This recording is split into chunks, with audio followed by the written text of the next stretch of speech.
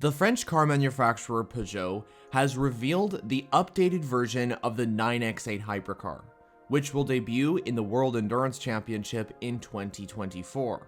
So in this video, I'll break down the major changes made to Peugeot's Challenger for this season, and that of course includes talking about that rear wing. The highly anticipated updated version of the 9X8 was revealed to the public by Peugeot Sport on March 25th of 2024. Besides the wing, there are a few changes made to the 9X8 Hypercar, and one of them are new tire dimensions. The updated 9X8 will now feature the tire width of 29 centimeters at the front and 34 centimeters at the back, which was different to the original 9X8. Now the tire dimensions are the same as other hypercar manufacturers. Also, because of the aerodynamic changes, 90% of the bodywork will be brand new on the 9X8 Hypercar. But of course, out of all the changes to the 9X8, the biggest one is that Peugeot has added on a rear wing. When Peugeot first revealed the concept of the 9X8 Hypercar, seeing a top-level prototype race car not have a rear wing was unexpected, exciting, and of course unique, considering all the other hypercars would have a rear wing.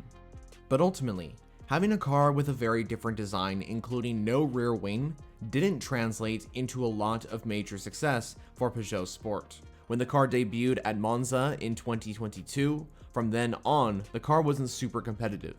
And while there were a few instances of outstanding performance, such as the 24 Hours of Le Mans and 6 Hours of Monza in 2023, and most recently the Qatar 1812 km, the fact was the 9X8 couldn't keep up on a consistent basis with other manufacturers such as Ferrari and Toyota, for example. And so even though the original design of having an LMH race car with no rear wing was very cool, inevitably, changes would need to be made for Peugeot to increase their performance consistently across the WEC. Now, before the official reveal, we did get a sneak peek at the rear wing when the Peugeot 9X8 Hypercar was testing at the Paul Ricard circuit in southern France. That video was indeed our first view of the rear wing, but it didn't indicate how well it would look on the 9X8 Hypercar. But now we can see the official photos of the updated 9X8 Hypercar. And now I can confidently say that I think Peugeot has done a great job integrating this rear wing concept onto the car. Another factor I wanted to mention is that the changes to the car are not the only thing new to the updated 9X8. Peugeot has also added on a brand new livery for the car. The car is primarily white, but also sees hints of gray and lime green being the color for Peugeot Sport. Previously, Peugeot's Le Mans Hypercar was decked in two liveries. Up until the 6 Hours of Spa in 2023, there was the gray 9X8. Then, introduced for the Centenary Le Mans, there was the multicolored 9X8.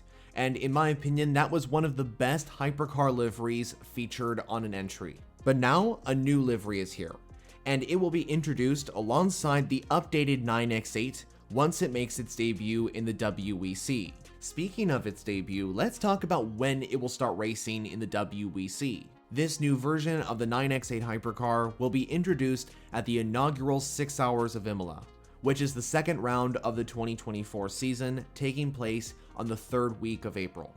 This is a great place to start, as Peugeot can prepare the car at Imola and Spa to get prepared for the 24 Hours of Le Mans taking place in June.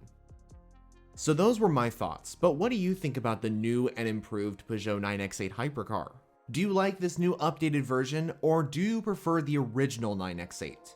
And ultimately, the question is, will this car provide Peugeot with a race-winning machine for the 24 Hours of Le Mans?